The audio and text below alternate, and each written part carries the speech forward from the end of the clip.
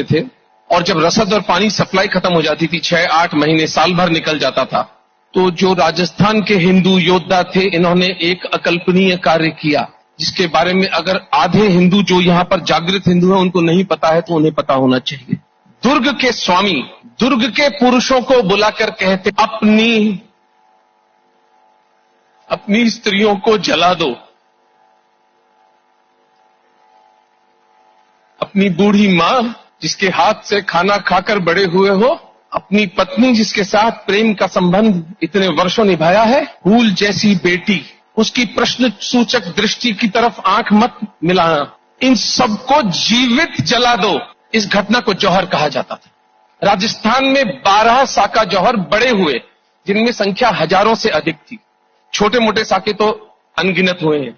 25 फरवरी 1568 को तीसरा साका राजस्थान के अंदर चित्तौड़गढ़ में घटा, जिसके अंदर 10,000 स्त्रियां 10 वर्ष से छोटे छोटे बच्चों को अपने शरीर के बांधकर जीवित जल गईं और दुर्ग के पुरुष अपनी स्त्रियों को राख होते देखने के बाद उस राख को अपने शरीर पर मलकर अगले दिन सुबह दुर्ग का द्वार खोलकर मुसलमानों से युद्ध करने चले गए और अपने से 4 गुना बड़ी सेना के अंदर जितने मुसलमानों को मार सकते थे मार डाला। उसके बाद वीर गति को प्राप्त हो गए। इसे साका कहा जाता है।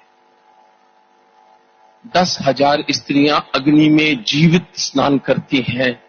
इस साका जौहर को, इस अकल्पनीय त्याग को, मेरे पुरखों के जीवित राख होने की प्रक्रिया को इस देश के मक्कार आत्मा विहीन इतिहासकारों ने सती का दर्जा दिया।